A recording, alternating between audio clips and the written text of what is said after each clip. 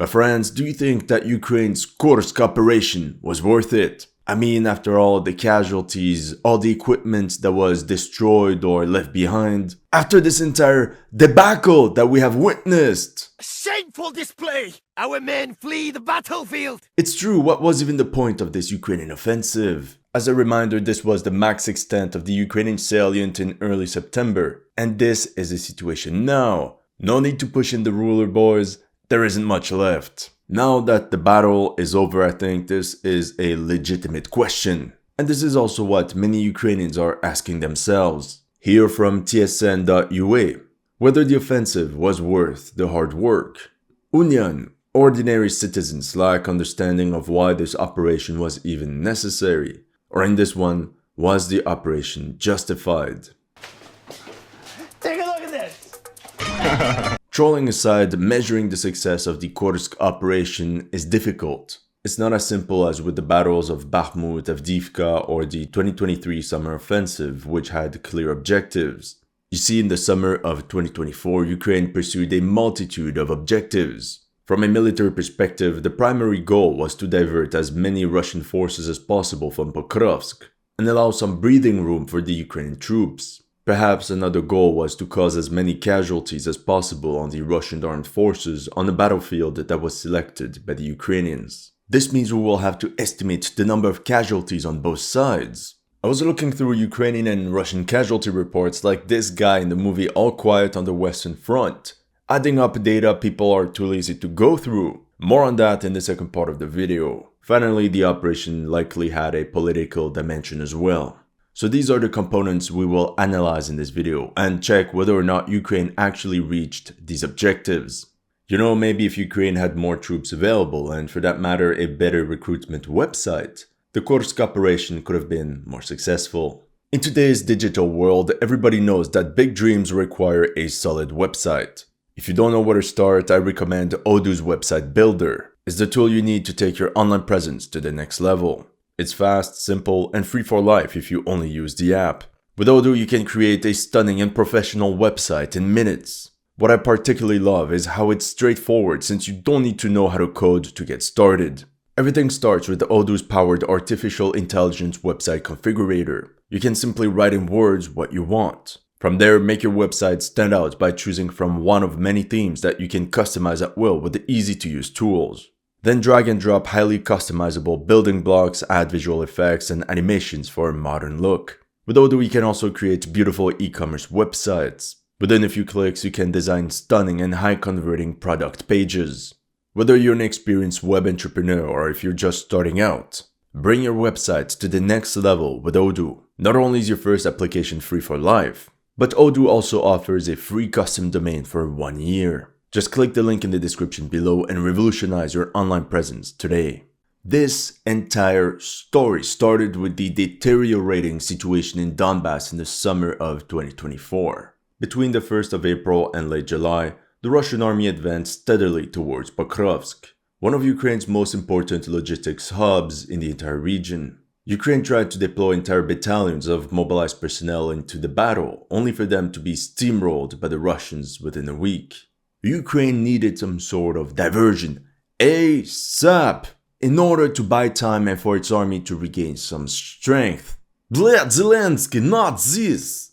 As stated by Ukraine's Commander-in-Chief Syrsky, one of the objectives of the operation is to divert significant enemy forces from other directions.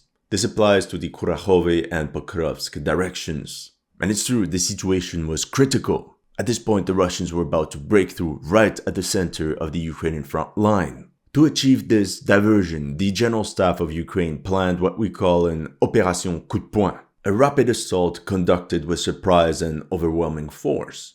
That's how an entire Ukrainian battle group was concentrated in staging areas while maintaining secrecy, and on D-Day, they breached the poorly defended Russian lines in Kursk Oblast. The idea was for Russia to respond to this unexpected invasion, to this provocation, and to do so the Russian command would have to halt its offensive operations near Pokrovsk and Kurakhove, to hastily transfer all these troops to the north, to Kursk. The end, mission accomplished. Well, let's see if this gamble paid off. It's very simple, we just have to look at the map. That was the frontline situation in the Pokrovsk direction on the 5th of August 2024, right before the Kursk operation, and that was the situation 3 months later on the 1st of November 2024. As you can see, Russian forces actually advanced faster than ever once Ukraine struck Kursk Oblast. And if we look at the situation now, Russia advanced 30 kilometers since August 2024, capturing the important strongholds of Vuhledar, Kurakhove, and Velika and Vasilka in the process. The series of setbacks caused the morale of the Ukrainian troops in Donbass to crash, as they didn't understand what was the point of this Kursk offensive when they were already struggling to stop the Russians. Although the Ukraine breakthrough in Kursk Oblast can be seen as a tactical masterpiece, and although the battle plan was somewhat justified, in reality Russia had far more reserves than the Ukrainian general staff had anticipated. Wow, who would have thought? It's literally the same exact story every time.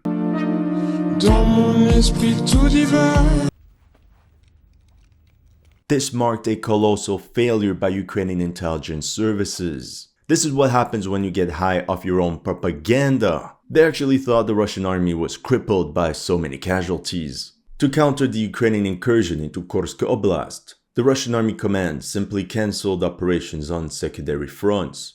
That's how they transferred numerous units from quiet sectors like Kherson, Zaporozhye, but also fighting areas like Chasiv Yar and the Siversk salient, all towards Kursk. The Russian command could do this because the majority of these units of the Russian armed forces that were sent to Kursk were relieved by various formations of militiamen from Donetsk and Luhansk oblasts. Overall, this means Russia had enough forces to continue their offensive on Pokrovsk, all the while concentrating troops for their counteroffensive in Kursk. But let's dive a little bit deeper into these Russian reinforcements. In the Kursk video that I posted at the end of November, we could see how Russia had transferred a total of 6 airborne regiments and brigades to stop the Ukrainian offensive. Those are considered elite assault units. These regiments and brigades were attached to the 106 and 76 airborne divisions that were previously stationed around Siversk and Chasiv Yar. This redeployment meant that Russia had to completely abandon the idea of storming these cities and ultimately its push towards Slavyansk in order to salvage the situation in Kursk. And what's crazy here is that the Ukrainian intelligence services didn't even notice this redeployment of forces. For example, that was the frontline situation on the 1st of August on the northern part of the Donetsk front, between the cities of Taretsk and Siversk. And this is how much the front evolved in the following 4 months. Barely any change could be reported. The Russian army essentially came to a full stop. Meanwhile, this other unit attached to the 7th Guards Mountain Air Assault Division was redeployed from the Zaporozhye front. We could also talk about this 83rd Guards Air Assault Brigade that was transferred from Vovchansk on the Kharkiv front also towards Kursk. But that wasn't enough for the Russian command. Then came the 11th Separate Airborne Brigade, which was transferred from Chasiv Yar as well. There was also the 155th Marine Brigade, which was redeployed from Vuhledar, the 810th Naval Infantry Brigade from the banks of the Dnieper River, and the 40th Naval Infantry Brigade from the Velika and Vasilka sector. The Russian Army Command really scrambled for manpower and sent them all towards Kursk. In total, the equivalent of 30 Russian regiments or brigades participated at one point in time in the Kursk operation, plus the infamous Ghosts of North Korea. In the end, the Ukrainian army claimed that it kept 60,000 Russian troops at bay with the Kursk operation. I mean, yeah, it's possible over the course of 7 months, maybe. But I don't think there were more than 30,000 Russian troops actively fighting at any given time. So to get back to objective number 1, the Ukrainian diversion failed to stop the Russians from pushing towards Pokrovsk. During the 7th month of the Kursk operation, the Ukrainian army was forced to retreat 30 kilometers in the South Donetsk Oblast, losing many strategic strongholds, and now with the city of Pokrovsk besieged on a 22-kilometer front. However, it did compel Russia to divert significant forces from secondary fronts, which in turn helped Ukraine maintain its positions in Chasiv Yar and Siversk. And no, there's no evidence that the Ukrainians had the Kursk nuclear power plant as an objective. Now, can Ukraine at least claim that their rate of attrition was favorable? That they have inflicted more casualties on the Russians and their allies, the North Korean hordes?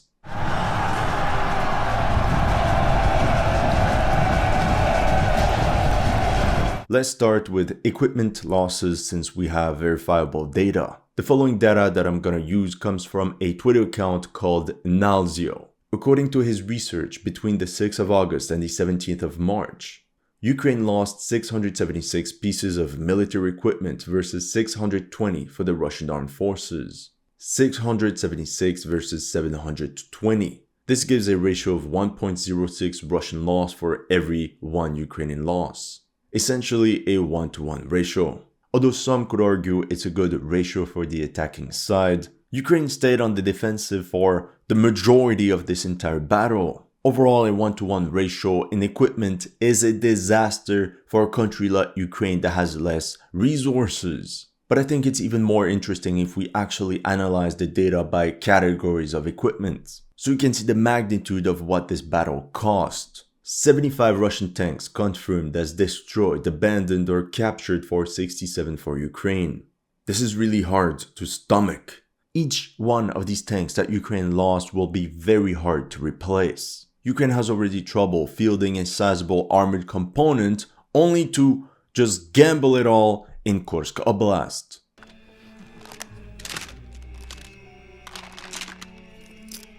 We can also take a look at a map of geolocated Ukrainian armored losses by a Russian site called Lost Armor. Although they could only verify 410 Ukrainian losses, they marked the model of the 67 Ukrainian tanks that were confirmed as destroyed.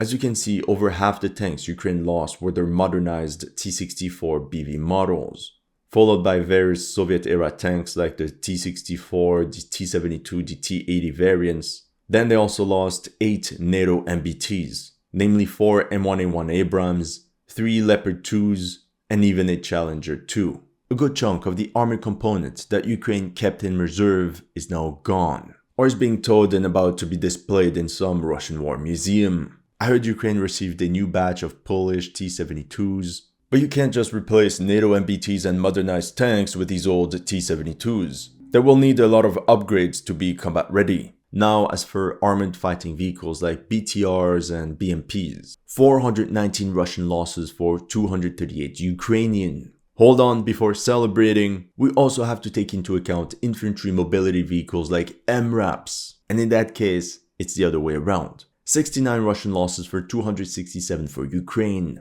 And it's normal, these days Ukraine mostly operate MRAPs as opposed to IFVs. If we put these two figures together, in total, Russia lost 488 armored vehicles, and Ukraine 505. That's right, this time around, we have more Ukrainian losses. This ratio is a complete disaster for Ukraine, considering they were on the defensive for most of the battle. So despite all the BS by the mainstream media, you can see that Russian attack tactics are not so bad after all. On this next page, you can see the number of air defense systems and command posts that both sides have lost. Those are prime targets because they're extremely costly. And as you can see, Ukraine lost a bunch of them. For engineering vehicles, it's very interesting. 41 Russian losses for 22 for Ukraine. This highlights their critical role in modern warfare to breach minefields or recover immobilized vehicles, for example. But as you can imagine, Ukraine has a smaller pool of engineering vehicles than Russia. So eventually all these losses added up and Ukraine was simply unable to retrieve all the vehicles that were immobilized in the salient. And here Russia lost 5 times more general transport vehicles and trucks than the Ukrainians. But honestly, it's not so bad because these are easily replaceable. Oh, I almost forgot! There's also artillery! Once again, we're all aware that Ukraine is suffering from a shortage of artillery pieces. So in this graph we have rocket launchers, MRLS systems, self-propelled howitzers and towed howitzers. Eyes open, what do we see here? 18 confirmed losses of artillery pieces for Russia and 36 for Ukraine. GG, well played. Ukraine literally lost 2 times the amount of artillery than Russia. Overall, this amount of losses in military equipment is catastrophic for Ukraine, especially since they depend heavily on their Western partners for replenishment. It's true that the Russian army lost hundreds of pieces of equipment, but they've also managed to reclaim almost all the territory, thus allowing them to recover most of the vehicles and pieces of equipment that were abandoned or left behind. Mechanics can then repair them, and if not, at least keep them for spare parts. For Ukraine, however, any vehicle they couldn't recover is considered a complete write-off. So objective number 2, was the rate of attrition favorable to Ukraine? No. A good amount of Ukraine's mechanized capabilities was crushed in Kursk. Tja, General Friedrich, Kursk is really a cursed land for us. Now we're going to talk about the very touchy topic of personnel losses. If we take a look at official figures, Ukraine claims that Russia suffered 48,000 casualties, of which 20,000 deaths, whereas Russian news agency TASS reported over 67,000 KIA or wounded for Ukraine. Of course, we have to take these estimations of enemy losses with a pinch of salt. What I find interesting is that many analysts said that estimating personnel losses was impossible because there's simply no data. That is false. There is, but it requires a lot of time to go through. I spent that time for you, sacrificed an entire weekend, and here are the results. For Ukrainian losses, there's a website called ualosses.org. It's an open source volunteer project started by Ukrainians, but that is registered in St. Kitts and Nevis, most likely to remain anonymous and to avoid censorship. The website is not perfect, it's laggy, it often goes down, but it's the best we have at the moment. As opposed to Mediazona, which calculates Russian losses, in this one we actually see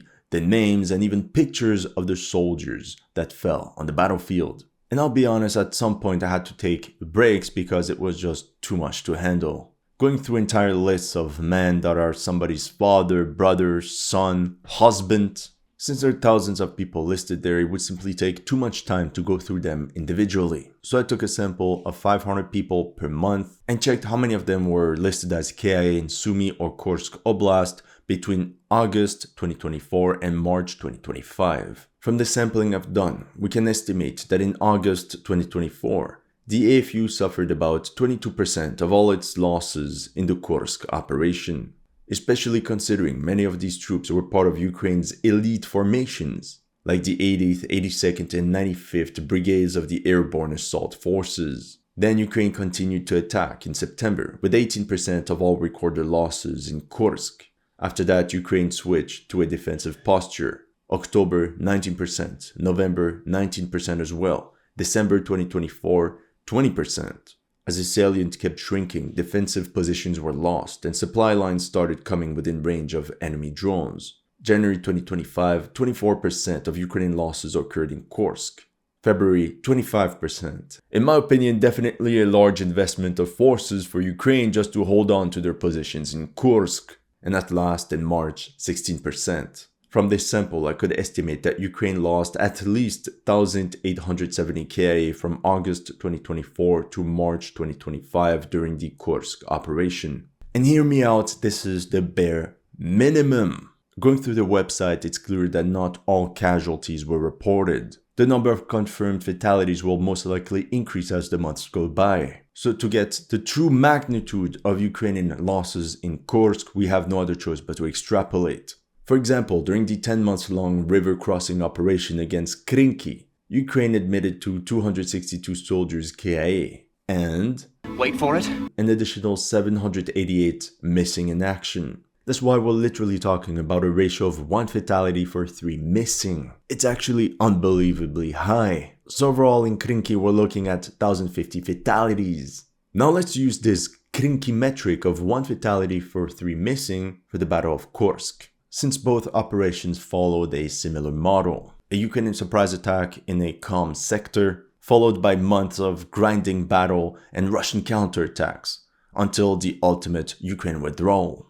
But at least 1,870 Ukrainian soldiers confirmed as KIA in Kursk. We could be looking at perhaps an additional 5,600 missing, for a total of 7,500 Ukrainian fatalities during the Kursk adventure. To this we have to add severely wounded soldiers, roughly 2 for 1 KIA. This gives us a total of 22,500 irrecoverable losses for Ukraine. If you think this is excessive, we can also do this for 1 KIA for 2 missing ratio, or even a 1-to-1. So this is one way to estimate Ukrainian casualties in Kursk. Another way would be to use the percentage of Ukrainian losses that were sustained on the Kursk front every month and extrapolate using the number of Ukrainian monthly casualties. Although there's no official data, in one of my previous videos we estimated Ukraine's lowest attrition rate at 20,000 irrecoverable losses per month. Using this measurement for the entire duration of the Battle of Kursk, we approach 11,400 Ukrainian fatalities for a total of 34,000 irrecoverable losses. So for the Kursk operation, according to my estimates, we stand between 22,000 and 34,000 irrecoverable losses for Ukraine between August 2024 and March 2025. Or according to the point of view of Ukraine's general staff, just 1 or 2 months of mobilization. So the follow-up is, was this amount of Ukrainian losses worth the effort that Ukraine sustained during the Battle of Kursk? Well, it depends on the number of losses on the Russian side. For Russian losses, we could use the research done by the Mediazona team, but sadly they don't provide individual reports, so we won't know in what sectors the soldiers fell. What I did notice, however, is how there were just over 17,000 Russian confirmed military deaths between the 1st of March 2024 and the 31st of July 2024, and about the same during the same time frame during the first month of the Kursk operation, between the 6th of August 2024 and the 5th of January 2025. This means no excess mortality in the Russian armed forces could be reported despite the Battle of Kursk. Either Russia suffered 0 losses in Kursk, or it confirms the theory that the Russian command had to stop certain offensive operations in order to feed personnel towards Kursk. This alone goes to show that Russia is not wasteful in its management of manpower as some commentators would claim. During my research, I found this very interesting website called svo.rf. In my opinion, it's the basis for the Mediazona website, since we see names, pictures, and date of death of soldiers. Now what's interesting is that a lot of people are counted twice, but I guess that's another story. So the plan was to gather data by only selecting people where the location of death was clearly indicated. To be frank, it took me hours only to find 116 people that fit into this criteria. But at least I got the minimum sample size that I needed to analyze all the data.